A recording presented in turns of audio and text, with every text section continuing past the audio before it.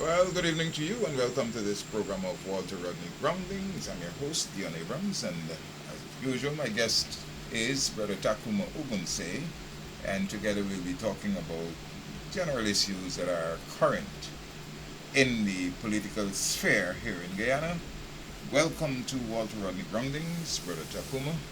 As usual, it's always a pleasure to be here so that we could continue the work. Yeah, Persons have been calling, and congratulating us on the last program. okay, okay. So sometimes it's good to, they want me to acknowledge it, I don't know, the That, self-acknowledgement you don't like, but when people insist that you must say it, you gotta say it. yeah, well, you normally get the feedback from folks who have listened and some people have been calling for us to open the lines and so on. But we haven't given that consideration full thought, primarily because, as Brother Wogan had explained, we don't want to have people come on here and say things that are going to jeopardize the station in this current political sphere that we have. There is no delay system here, so that whatever people say is going to go straight Straight. out to the public, and we don't want to have any person coming because the station will be liable for that. All right, but nonetheless, you can always give us our feedback. The lines, my telephone is 6627529, and of course, those who have organs can contact him if you want any matter raised on the program. The Catholic Standard has lost a stalwart, Colin Smith. Owen, you might have had personal experiences with him. Well, I knew him. I never really had very close personal relations with him, but you knew him as a dedicated journalist working with the Catholic Standard, and of course, in the period of the civil rebellion and so, the Catholic Standard, was very Active. active and very instrumental, Yeah, and himself, along with Father Morrison, was two of the key figures in keeping that newspaper relevant and so forth and so forth. Um, I've been reading a lot of the tributes, the few, that capture his personality. He's a very quiet, soft-spoken. They always had a kind of suppressed, interesting smile, yeah. you Okay. know. Um, but for some reason, I'm trying to recall if we have actually ever had any significant discourse, and I can't remember.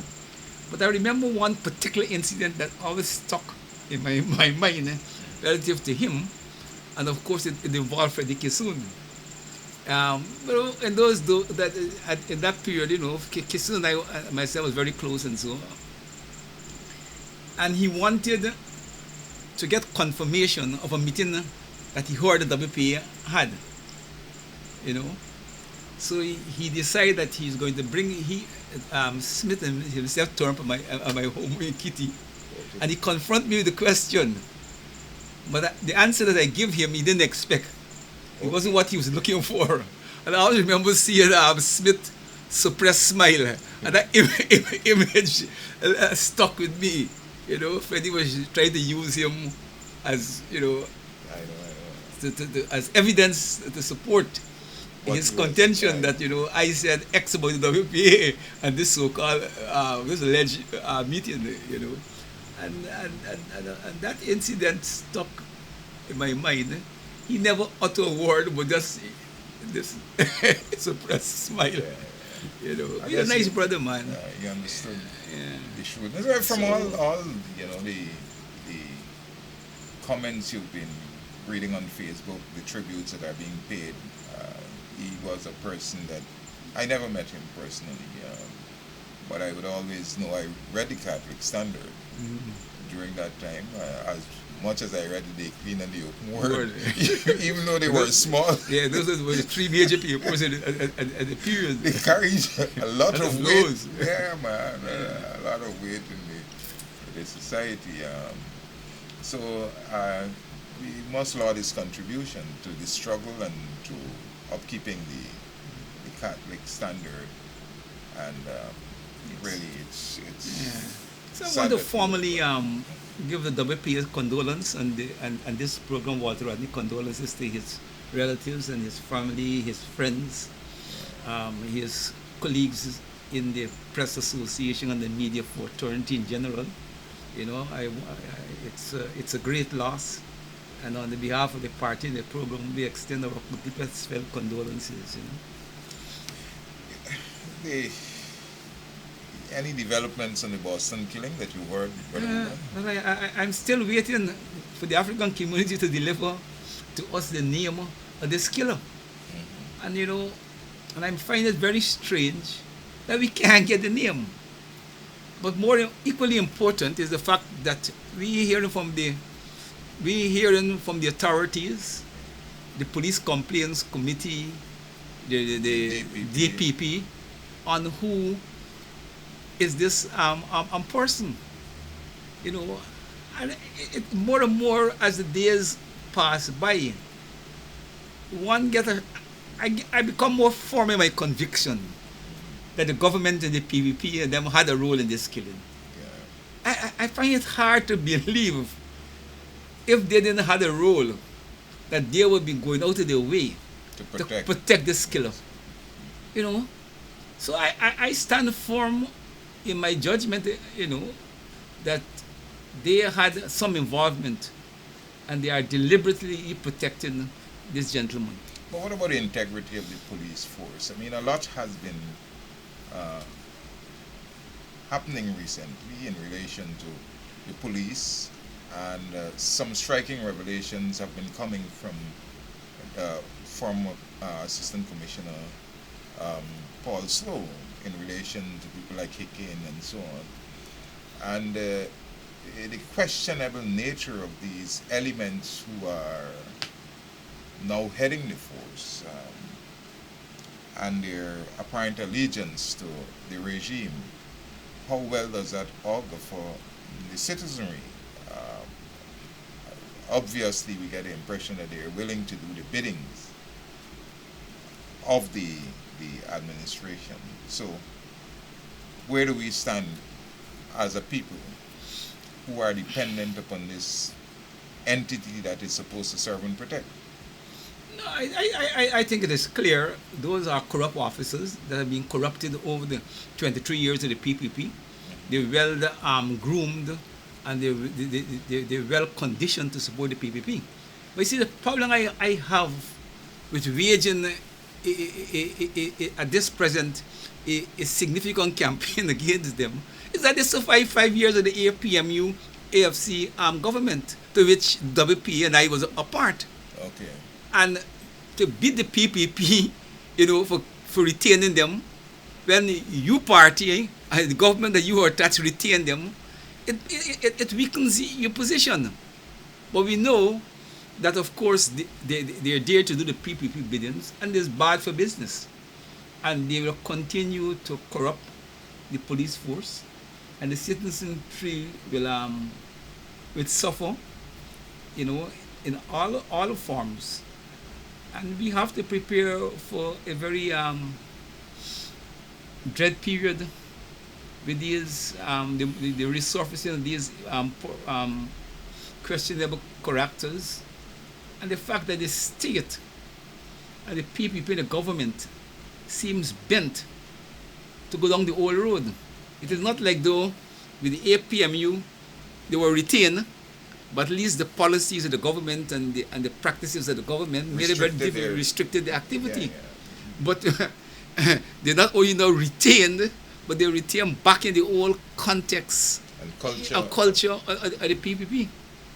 And this is what's bad for business. But my big problem is they should have been thrown out the force while the APMU AFC was in government. But they have sidelined and people who had potential, people like this, what's his name? They sent him to the Civil Defense Commission or something like that. Or, he has his masters and all of that. his name. But many of the other people who were potentially in line and who were more qualified, they simply have sidelined them and cast them into areas where they are playing no significant role really. All right, Paul Williams, he was a student of the Annandale Secondary School in his time. I remember him coming to address our speech and prize giving ceremony and so on. But this is the situation that we face, and if you had listened to recent discourses by Paul Slow, you would know that the commission was basically sidelined and pushed aside because they didn't want eligible officers who were qualified and who did not have a record that is unblemished. Those who were qualified and did not have a blemished record to be cast aside so that they can put those who possibly they have something against and can control in the positions. And the striking thing was the interview he said he had with the president when he came into office and deliberately asking him to promote certain people. Now, we've heard of instances where police officers who were put in the police force, and I'm wondering, why it is that this should be allowed to happen, who went into the force and within 2 weeks or so on, they were promoted to sergeant, and some of them from corporal to inspectors and all of these things. That is supersession, all right? Now, why is it that the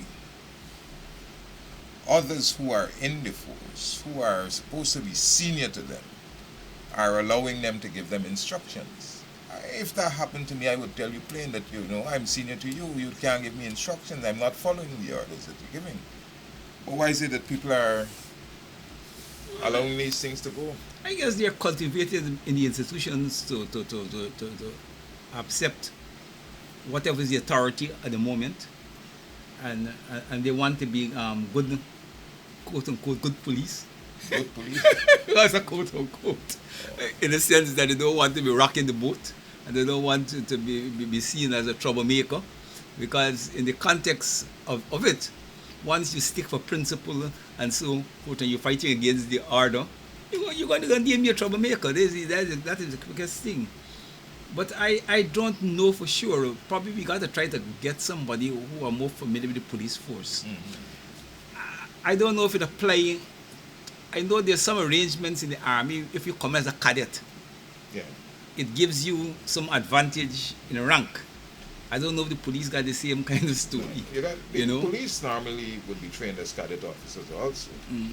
But you have to go through the training. It's not an automatic, and you have to pass the course. Yeah, we must do the police course. To become a cadet officer, mm-hmm. whether in the police force or the army. But these are people who just come off the road. That's interesting. And those are the people that, really are involved in some of the acts that are they're not recruited to be police officers. They're recruited to be political operatives. Operatives serve for the party and they're not police officers. I was very disturbed by the fact that Paul Stowe turned up at the court for a charge, and they sent, obviously the racism in the act was evident by the fact that they chose an Indian officer who was the one who was carrying all the aggression, holding on to Slow and actually gripping him from his belt, mm-hmm. as though he was a criminal and so on, And the consternation in me, I don't know if I were there, I might have responded, mm-hmm. because I really don't understand that kind of thing.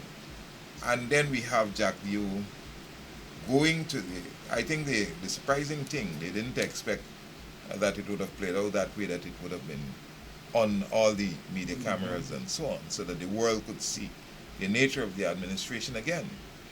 But with all these revelations, you have a man like Jack Dew going to Ghana and touting that there is no racism in Ghana, that it was under the PPP that black people in this country saw the best economic life and development. How do you factor that?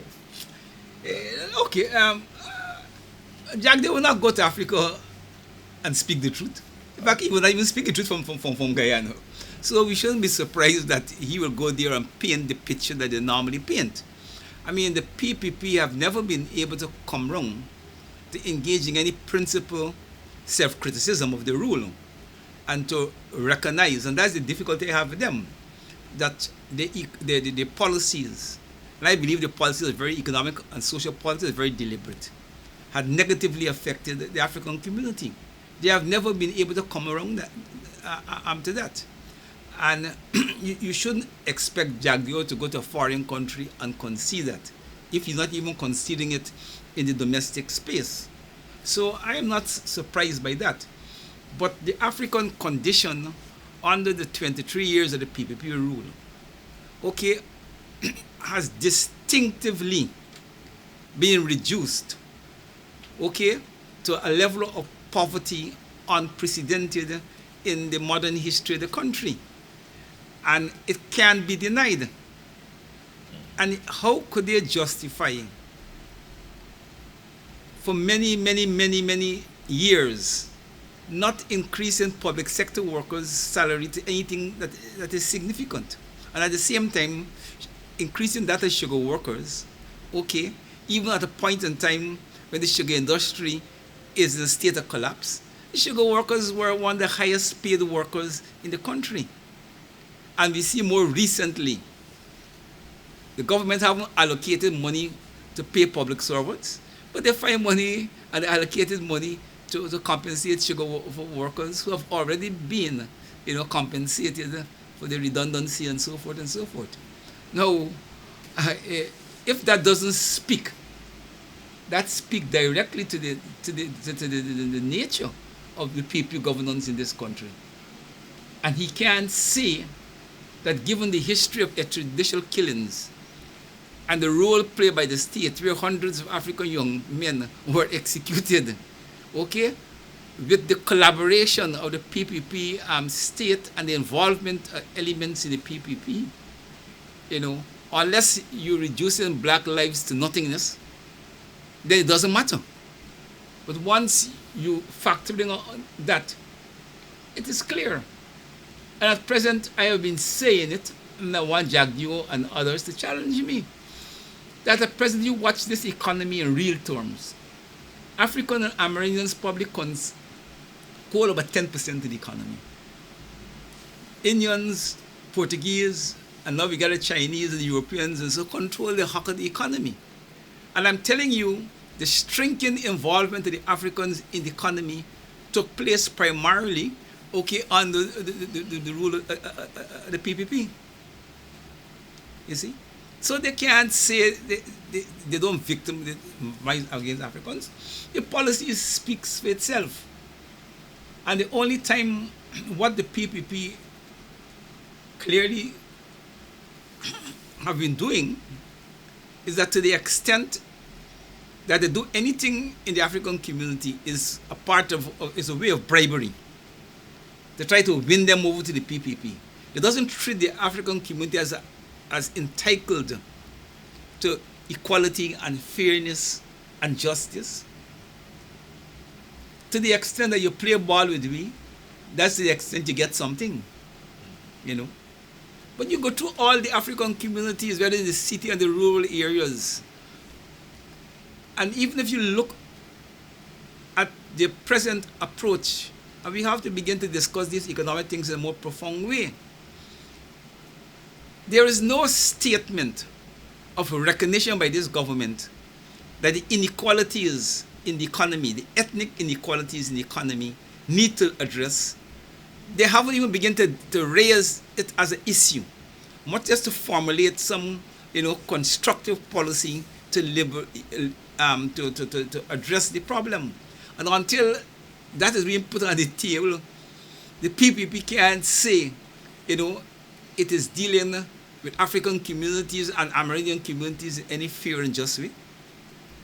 But they're formulating plans for the sugar workers, Yes. who are primarily Their supporters. their supporters. And so they're moving them from sugar workers, cane cutters, and so on, and preparing them for the Oil and gas oil industry. and gas industry. Okay. Right? And a notable thing, there is the Board of Industrial Training that conducts training in different communities, provides skills training for people who might not have done well at CXC and so on. But it's notable that all of the announcements of training since the PPP came to power, they have held none in Region 4. They're all in Region 6 and Region here and Region there, where their supporters, where the base of their supporters are. And so again, that's a way of excluding the African community from benefiting from the government's resources via the training that would prepare them for the economy as it is developing on the oil and gas. Because the very things that they're talking about, welding and internet and all of these things, they're taking these trainings to basically, except for one, I think in one area, which Kokwani or someplace where they had trained the youngsters to, I don't even know if it was, they are the ones who did it, to fix these the solar panels, repair solar panels when they're damaged. Well, you check and see if you go through. And if I've always said that the key evidence of the PPP discrimination is the allocation of house lots. And my regret, and because the nature of our society, if you go to the communities, East Coast, Falls and all these places, it's dominated by East Indians, and then they put a sprinkling of Afro-Guyanese in there who, during times of trouble, have to leave their homes and run to stay with relatives in other communities because of the nature of our... And this has happened across the country. So where is the equity that they're talking about? And the fact that they haven't discriminated, all right? Of recent, they have been holding these massive sessions for giving away of lands, and they always make the point to interview Afro-Guyanese and so on, but they never publish the major figure of who really got what, how many people, and they will give you a figure, say so many lots were distributed, but you check They give you the ethnic breakdown. they don't give you the ethnic breakdown. And that is the thing that speaks a lot to their commitment to this talk of dealing with everybody in the same way. All right? That's just rhetoric. And we are wrong long enough to know that that's rhetoric. But the reality speaks for itself. You look at the African conditions in all of the villages, and you would see. You see,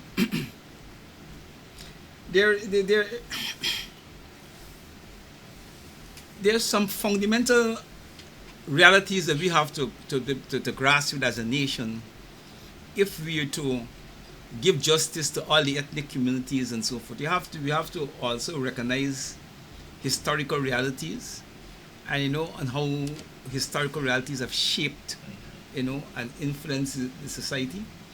And it is duty of politics and politicians and leaders to recognize that and to seek to reshape the negatives to something that is more fair and more, in the national interest of cohesion and togetherness.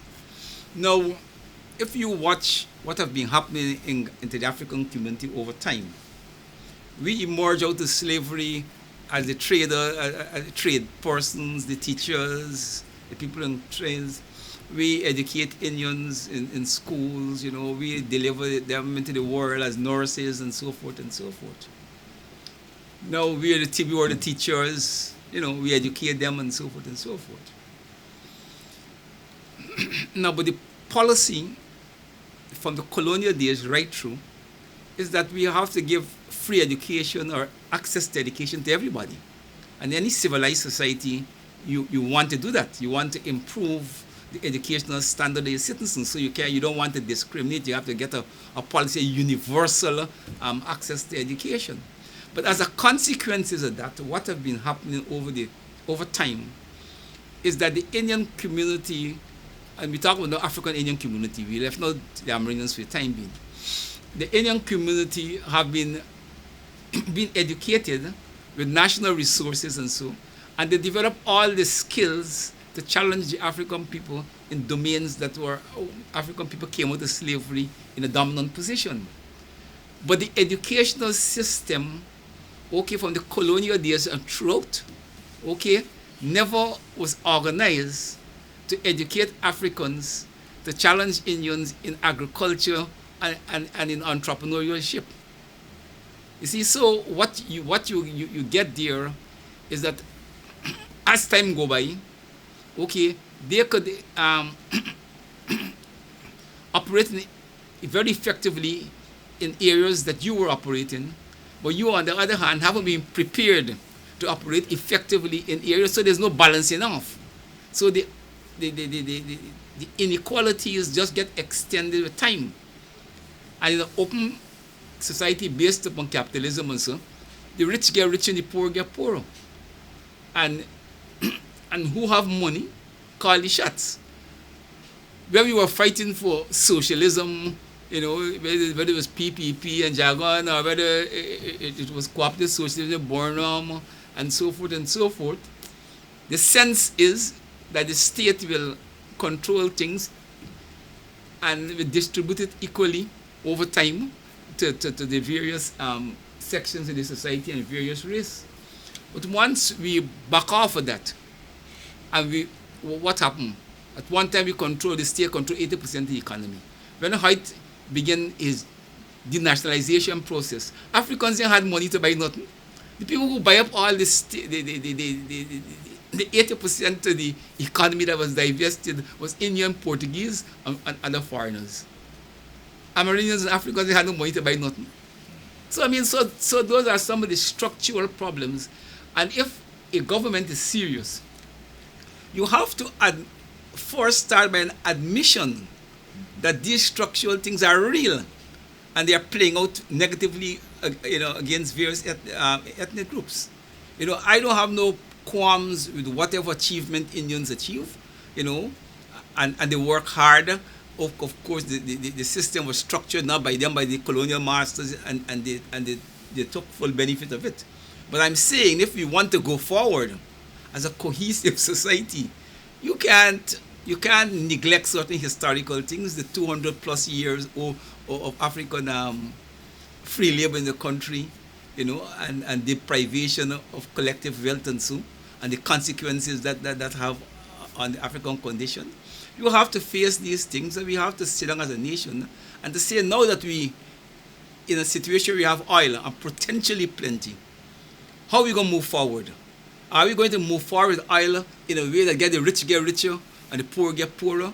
One ethnic or two ethnic groups, dominate everything and the others, continue in poverty? Or are we going to say, look, oil will be used to correct historical injustices and to create space in the economy that Africans and Amerindians, could move up. So 10 years after oil, if Africans have 7% of the economy when we start, in 10 years after, we see they probably got 15% of the economy. Or, so you could see some measure of progress. And until the national discussion reached that point, and more so under the PPP, I will never ever buy into the PPP arguments that they have any genuine interest in Africans, or they even have any genuine nation in the nation. Because to continue on the path, this seems to be continuing, engaging in a kind of denial, will create significant problems in this economy, in this country.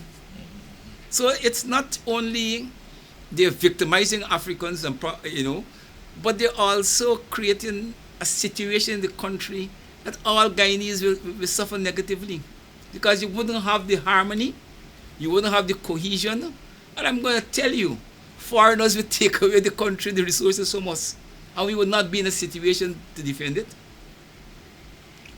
But the other tests, the litmus tests, would have been the number of Afro-Guyanese on the PPP during their 23 years of rule that flooded Antigua, Barbados, St. Kitts, and all of these, to the extent that those countries became overwhelmed by the presence of Guyanese. And even Indians ran to Trinidad. And so you had what we call the Guyanese bench, basically in Barbados. In Barbados. All right. So if you were being treated in some way that was fair, and that things were looking good for you, why would it be that you were running from where you all these things are good to other people's countries?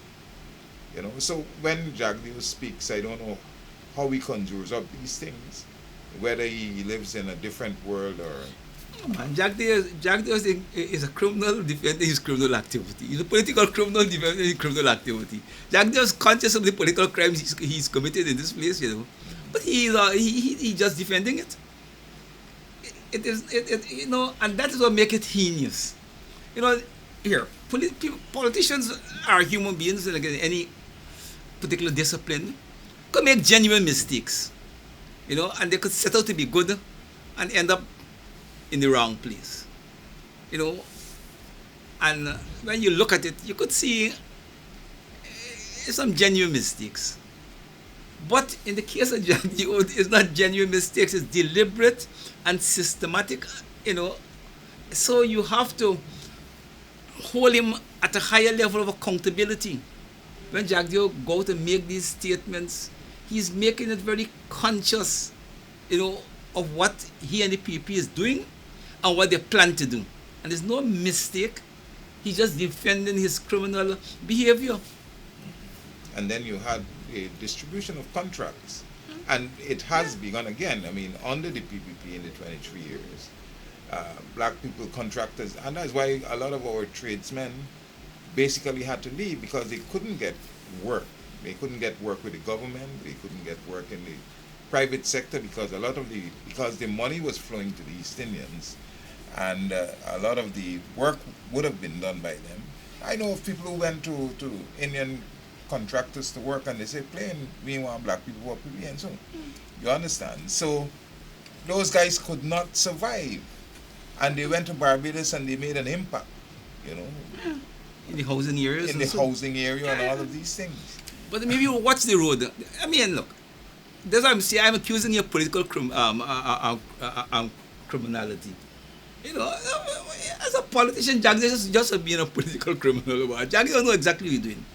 Now, you remember when the PP came to power in '92? The country have lost significant capacity to build roads and so. And then the first set of road builders came from Trinidad and basically mainly Indo-Guyanese contractors.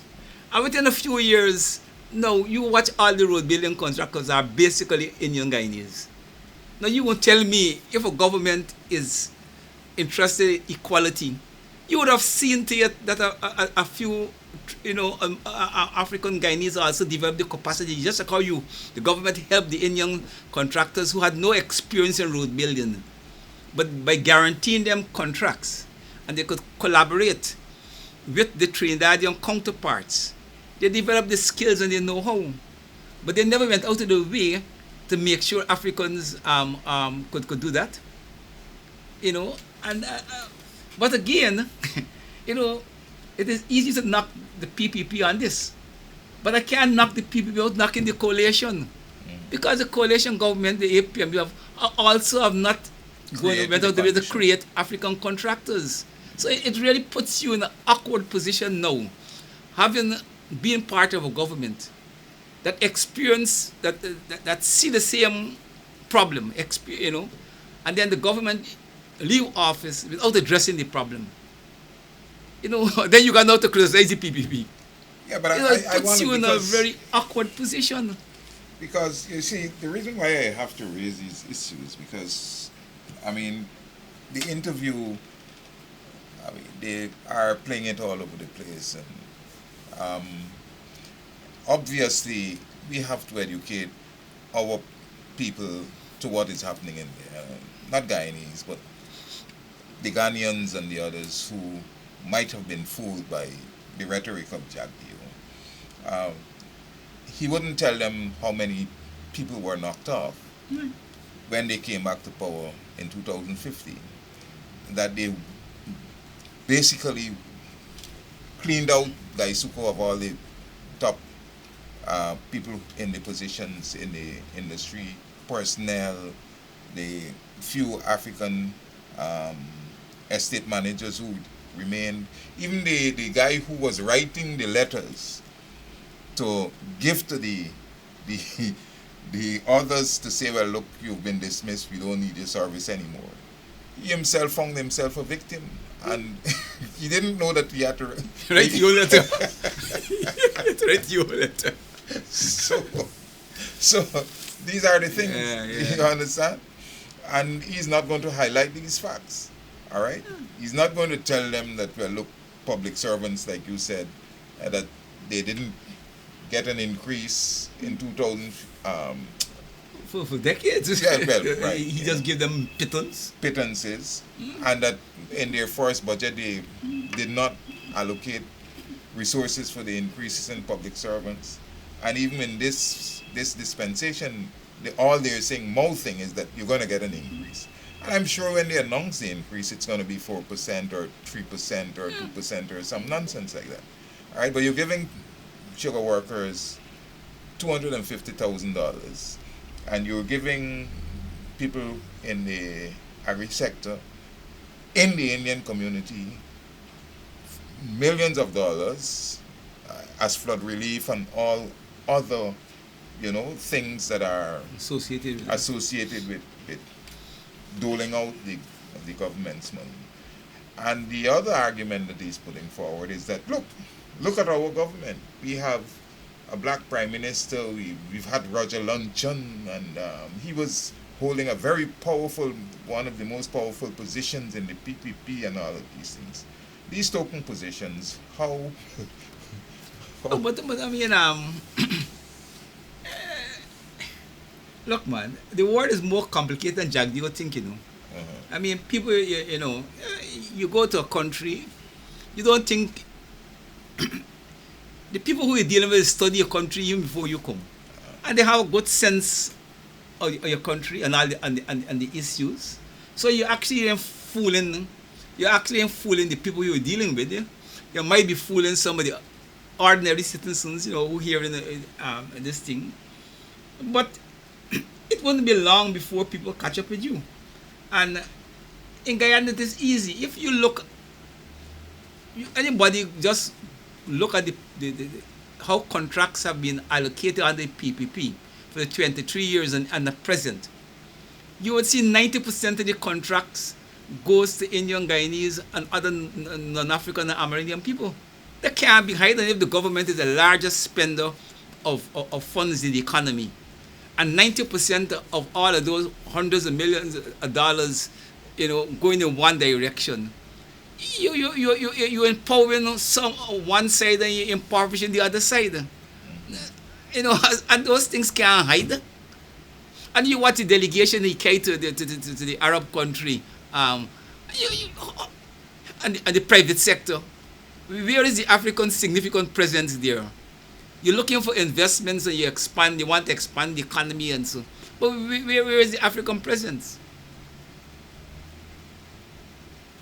Even if they ain't got money, they're not even there to enlighten the perceptions of possibilities. There's no presence. You know, and those things speak to me volumes more than the rhetoric of Jagdeo. And he's not fooling the politicians of the world. The politicians of the world know exactly basically what happened in Guyana, but everybody plays an opportunistic role, you know. But he's not fooling, and he fooling Guyanese. Okay. And I think that's more important. Well, you know, the thing is, the his narrative, the problem before is that they could have controlled the narrative coming out of Guyana because they were able to restrict communication. And I'm saying now that they can't win that game pretty easily because the world now is more a global village than it was ever before. Yeah. And the possibility is that, I mean, you have connections in Ghana that people begin to send information to people so that they understand exactly what is happening. Even the lady who interviewed him via the radio, that you send the kind of information to her so that she can be educated. It's obvious that she did some readings, but I clearly it might have been out of what came from the government service. So our true sense of the nature of the politics and the kind of gentleman she was, well, you can't say as a gentleman, the kind of man she was dealing with was not whom he purported to be. And the kind of information and description that he gave of our history and all of these things are basically of his own design, right? So in the next round, if it does happen that she would be more informed and can ask him the kinds of questions that would put him on the spot. But right? yes, I think we have to communicate to persons wherever the president goes or wherever Guyana seems to have an interest in promoting economic and political relations. We have to make them, knowledgeable of the situation in Guyana. But the problem you will have there, though, is that she probably is being polite. I think she knows probably much more about Jagdeo the PPP, but I mean, I don't know if she represents the government over there or what interest she represents over there. Mm-hmm. And in the context of the economic and the political exchange business and so, she probably just is being polite that she don't want to put him, on the spot, because she got to bear in mind what is the objectives of the government as a country or she interest, And, so sometimes, Jagdeo might think he fooling you just that, she's being polite, Well, still we can... Yeah, we have to do our work to counter that to make sure that, that she get the facts and people are aware. So, I found it, I told David this, but he seemed to have defended it. He made a call at Victoria, a meeting we had during August, for the people to undermine the government. I remember I was at that meeting. And Jagdeo, in an interview with the critic, did make a number of assertions and accusations and so on. And David spent quite a long time trying to defend what he said as, and to define, undermine. Now, I didn't find it necessary, because I believe if you say undermine the government, undermine, and people must interpret that for whatever they think. Whether the PPP want to say that we're calling for violence or not, I don't have to clarify that. Undermine the government means undermine them in any way possible. And Ravi Dev and whoever could coin that and put it in whatever frame they want. But the government needs to be undermined because it's undermining the constituency of the APNU, and particularly, well, we must say black people in the country. So why do we have to qualify and certify and define and explain to Sue Jagdeo? what are your thoughts on that? No, I agree with you. We shouldn't really spend time on trying to offer an explanation to Jack Dio. But I suspect what David probably felt. He probably felt that Jack Dio probably setting him up to present him and his arguments in a certain way, and he probably felt that he need to to fight against that. But my whole approach, you know, I always been calling for resistance against the government. And I ain't got to explain too much to Jack, especially if Jack you raise it. I mean, I maybe explain it if PPP supporters challenge me on it. You know, I think I have an obligation, even though they're not our supporters, because they are Guyanese, and we want to still maintain a kind of civil political discourse cutting across communities. So if Indians will say, what do you mean by this resistance thing and so on, so I will try to explain to them. And if our people ask, I will also try to explain. But if Jagyo site Ogun saying, calling for resistance, I ain't give Jagyo no comfort. Whatever he want however interpretation he want to give it, so be it. So be it.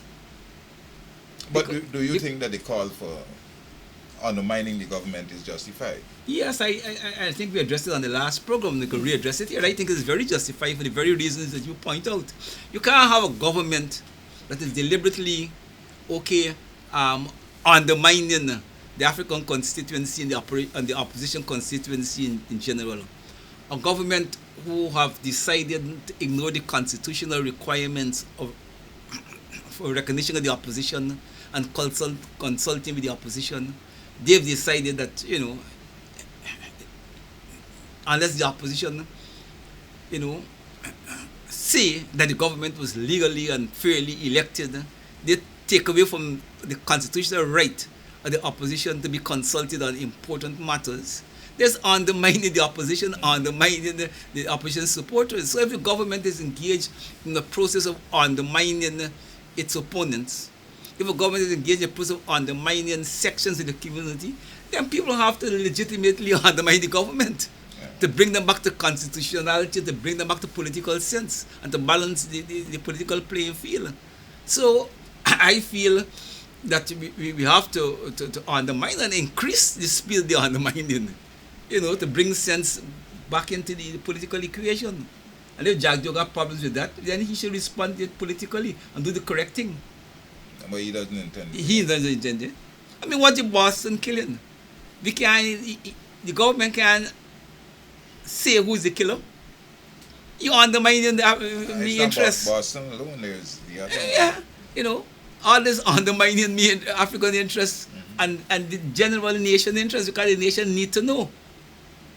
So if you're using your power, your political power, to deprive the citizenry, of their constitutional and social and political rights, whether it's to access to the state, whether it's access to information, whether it's respect for life, you using your power in a way that is taking away those rights of the citizens, you undermining people. And people got the right to undermine you back. It's simple. Well, I quite agree, and I'm going to reiterate David's call that in whatever way we can, we undermine the government. You dictate how you want to undermine the government, but you must have an understanding that people are not going to non-cooperation. You can't cooperate with a government that is not cooperating with you. To take these, I know contractors, even under the 23 years, some of the contractors, a few of them, would have, gotten into a kind of groove with the PPP and the relationship and so on. Maybe, the RUs and them, they get the little thing back when they get a contract and so on. So they were able to squeeze in. But even those now get squeezed out. Yeah. They're telling them clearly now that we don't have anything for you, right? And this man is talking about, it's so damning.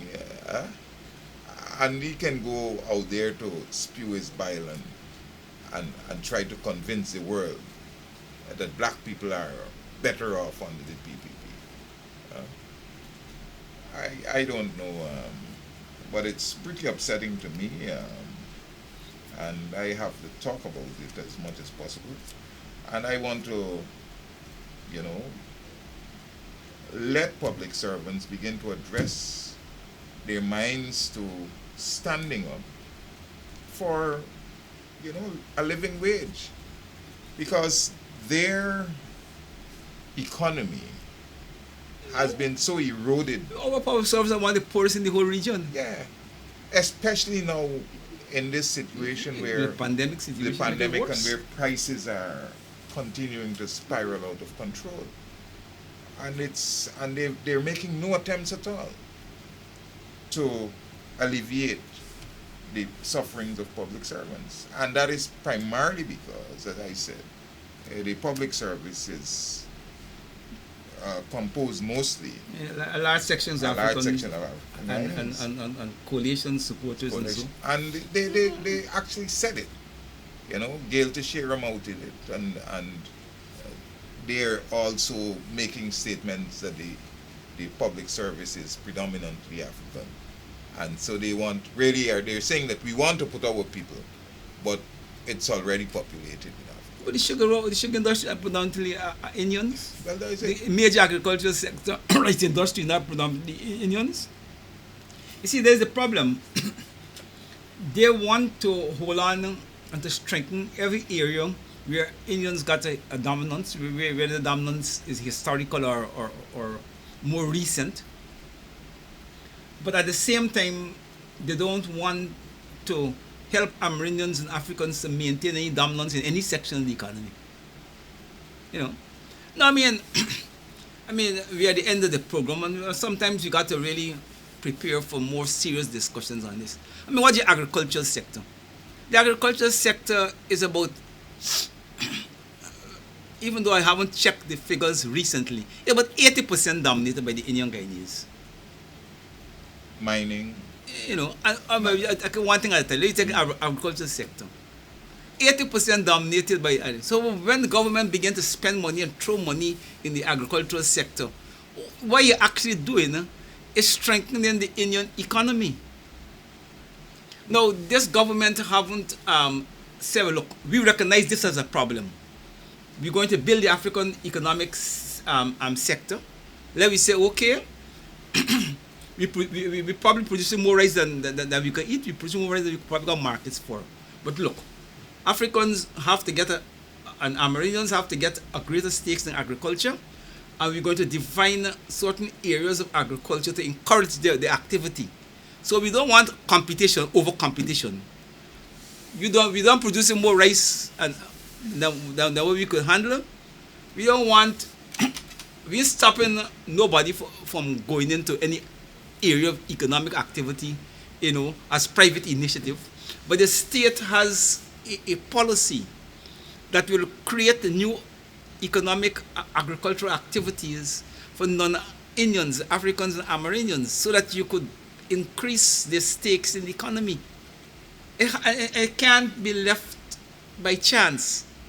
You have to design. I have been looking at the Chinese television for a few years now, and the economic almost miracle of transformation that is done in China to deal with poverty and inequalities among the various ethnicities in China. And it is programmed state policies, and they could tell you, they could predict to you when this area, this country, or this ethnic group, what going to be the condition 5 years from now in terms of improvement. It is not left to chance. And I'm saying that is the kind of things we need, okay, so that we could see that the state is deliberately and willfully addressing inequalities, and it becomes predictable, the outcomes become predictable. That 5 years from now, the conditions of African Amerindians in this particular area, the economy will be better. In this particular area, the economy where Indians are not much involved, whether it's the military or so, we got the same kind of treatment to get the involvement. But it is not left to chance. You see, because at the end of the day, he who controls the economy can control the country and control the politics and control everything. So you can't leave economic matters to chance. And at the end of the day, you watch every country enter into civil war. It's over economy and economic matters, land economic matters, and so forth and so forth. So you're setting up a recipe in a divided ethnic society for problems, unless as a nation we consciously decide that no, we understand what's happening in this economy and we're going to take measures to address it. And then you mentioned land, the fact that they've been giving away all the mining claims and the lands on the East Bank, the Linden Suzdijk Highway. I mean, between Suzdijk and Linden, all of those lands would have been basically given away to Indians. All right. But maybe you watch, I mean, if they were to publish who are the gold, people who sell gold and diamond in this country, and who have been given the prospecting licenses, you would see that if the license to sell gold and so I show one African person. I mean, and those are key areas of economic development. You can, look, man, I have been looking at the road building in the city recently. The technology, and I see now they introduce interesting little machinery. Like we said, there's a little crater on the road, and they want to patch it. You don't go no more with pickaxe and people. They got a little machine that come and cut it a square in it and so. That machine is owned by Africans. Okay, if you say Africans ain't got enough money to buy the heavy technology and so yet. Areas like those, you could begin to cultivate African people in road building, because those are more manageable, equipments, and allocate to them, contracts to deal with these craters, and over time, the resources develop. We know of instances where people who are big contractors now were facilitated by the people. They were created. Yeah, they were created by the people. They didn't know how they didn't have no knowledge about building road. But they allow them to bring in multiple. Once they give them the contracts, they just go to Trinidad with the counterparts, and wherever you can find the counterparts, and they collaborate, and they get the thing done. And over time, they become contractors in their own rights. And they're still being given the havoc. That's what I'm saying. So, and I'm saying, I pointed to that little activity to say that if your argument, look, there are people right now, they got the money, but by the heavy equipment. You can facilitate them and they can begin to start to building up the capacity in dealing with those small craters, But everything is being so one-sided. Yeah. So one-sided. That is the problem. And so, somehow, we're in October, November, the end of the year is almost here, when people clamored about the fact that no allocations were made for public servants. Air Finale came out and he said that money is there for them.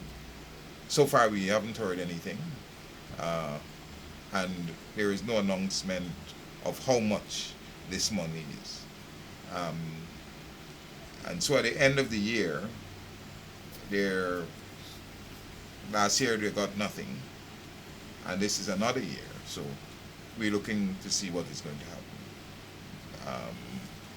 The other thing is the military, they continue to treat the military as, give them tokens.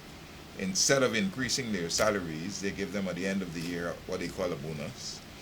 But the argument that people have been putting forward with that is that it doesn't go up on your salary. You get it at the end of the year, you spend it, and your salary remains the same, which means you go back to your same living condition. And then when you retire, it doesn't come as a benefit because your salary remains the same. And so the pension you receive will be pegged to that salary that you're retiring with. And people are arguing that whatever increases they want to give, put it onto the salaries of the people. All right? There is no point in saying that we give you this. Yeah, but look, man, the soldiers who reject it. You see, but this is what poverty do to people. You know, when people get so poverty stricken, and this is the PP tactics, they keep the African community so poverty stricken, so that when these cultural high points come, like Christmas come, you are under pressures from your home, you know, and your family Your for children money. and, So you take anything we throw at you, you take it, run and take it. But if the military was to reject that this year, say we don't want, they want increase in salaries, I bet you they get increase in salaries.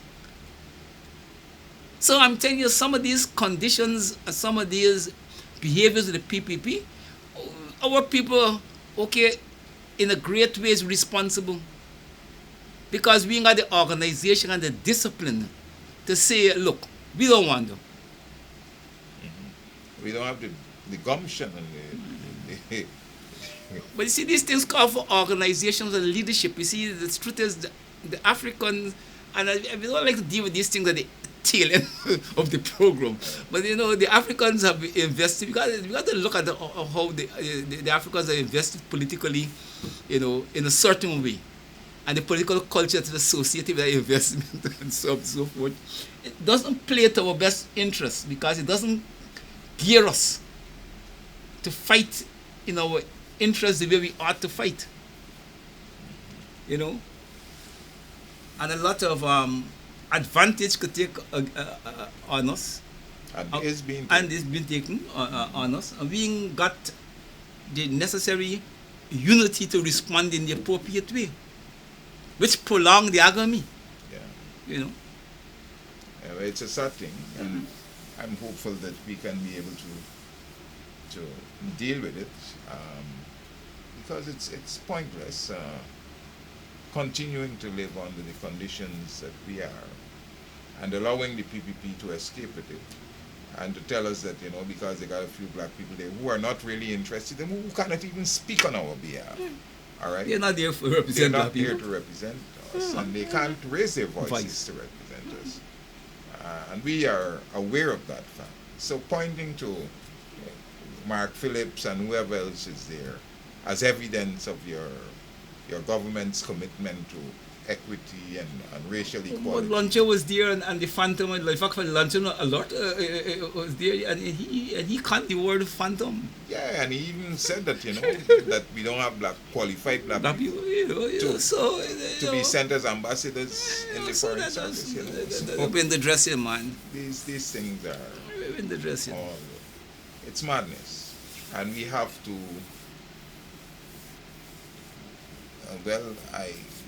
My friend is saying undermine the government. Well, we have to undermine them, and we have to undermine them in whatever way. And you say you have to resist, right? Our history as a people is a history of resistance. resistance, so and I ain't giving up to nobody. Right, certainly. It's the only way we're going to get what we deserve in this situation. So I want to thank you, Brother Ogun, for being on the program and for continuing to engage in these discourses so that people can understand the dynamics in which we live and can possibly gear their minds to taking action in their own interests, since the PPP has no such interest in mind.